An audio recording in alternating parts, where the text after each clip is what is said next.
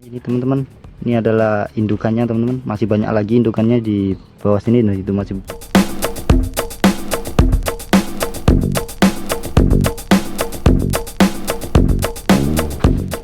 Semua orang pastinya tahu dengan hewan berlendir yang satu ini. Ya, bekicot. Hewan ini dapat kalian temukan di semak-semak di sekitar rumah kalian. Banyak juga ditemukan di bawah rumpun pohon pisang dan juga tempat lembab lainnya yang mengandung lelumpuran. Bisa dikatakan jika moluska yang satu ini dianggap sebagai hama karena seringkali merusak tanaman para warga.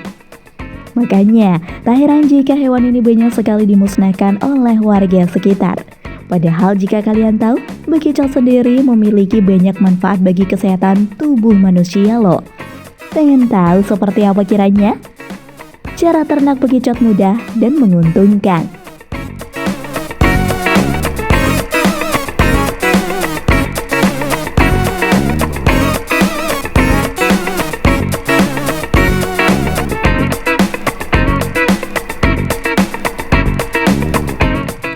Digunakan sebagai pakan ternak.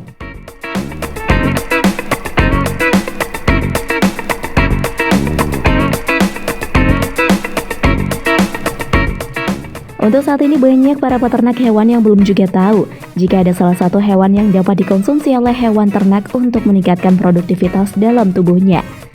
Hewan apakah itu? Ya, hewan ini yaitu bekicot. Hewan berlendir yang satu ini menjadi salah satu syarat pakan ternak yang baik untuk mengandung protein yang sangat tinggi.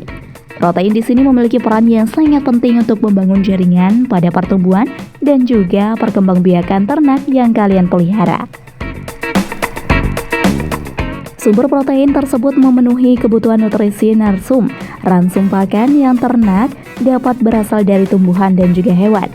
Sedangkan bekicot sendiri merupakan salah satu sumber protein yang layak untuk dikembangkan sebagai bahan baku pengganti ikan. Selain harganya yang terbilang cukup murah, ternak bekicot sendiri juga tidak membutuhkan lahan yang luas, sehingga kalian dapat membudidayakannya di mana saja. Bahkan juga dapat di pekarangan rumah yang sempit.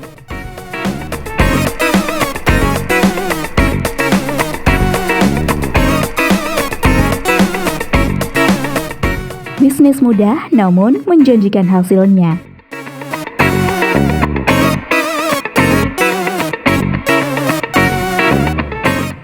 Jangan karena wabah COVID-19 ini masih belum juga usai loh ya, membuat kalian semua kehilangan semangat untuk menghasilkan uang dalam setiap harinya.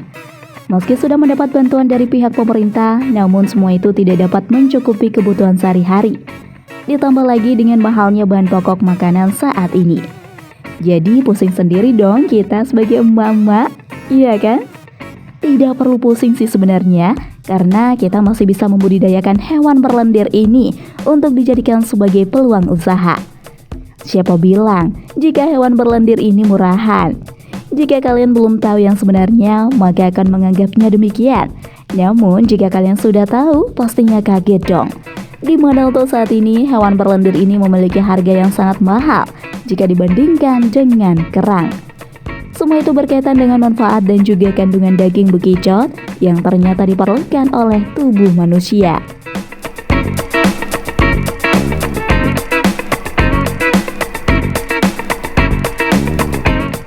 Mempersiapkan kandang bekicot.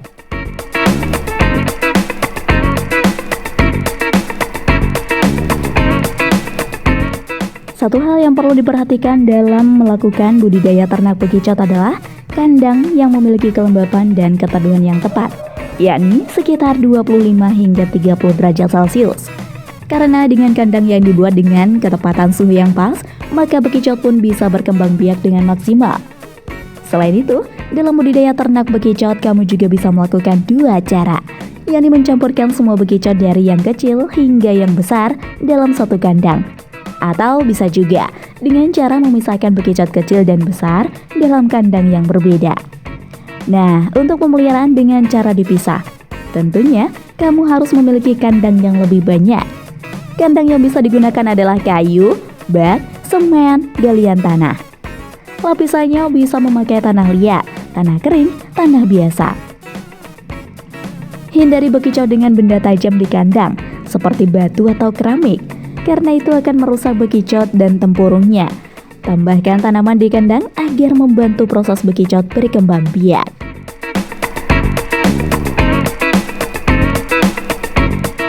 Pembibitan bekicot.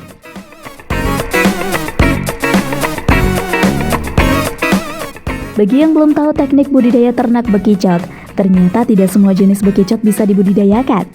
Jenis bekicot yang bisa dibudidayakan adalah jenis Achatina fulicia dan Achatina variegata.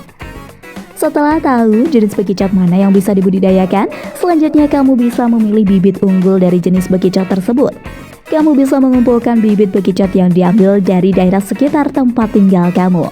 Misalnya di perkebunan, persawahan, semak-semak, dan tempat lembab lainnya. Kamu bisa mengambil bibit bekicot yang bisa dibilang unggul dengan ciri-ciri berat sekitar 75 hingga 100 gram per bekicot dan tidak cacat fisik.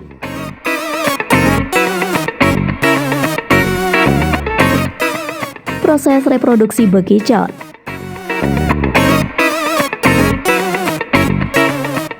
Proses budidaya ternak bekicot berikutnya adalah memperlakukan proses reproduksi terhadap bekicot.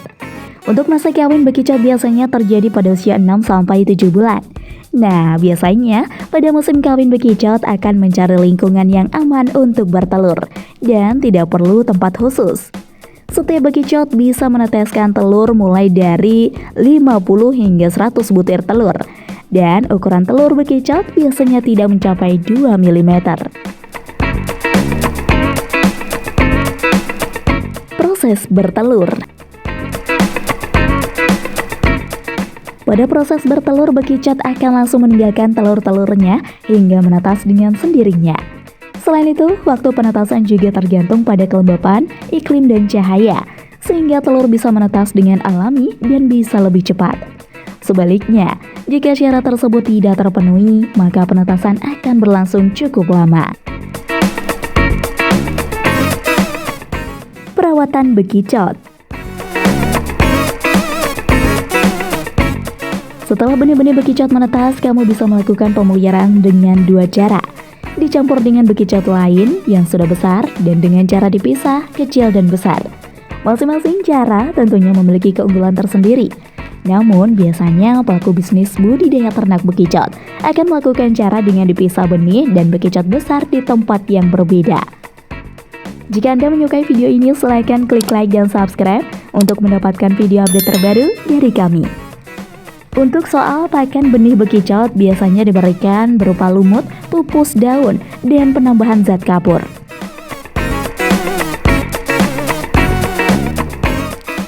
Setelah itu, kamu bisa memindahkan anak-anak bekicot yang telah berumur 2-3 bulan di kandang yang lebih besar.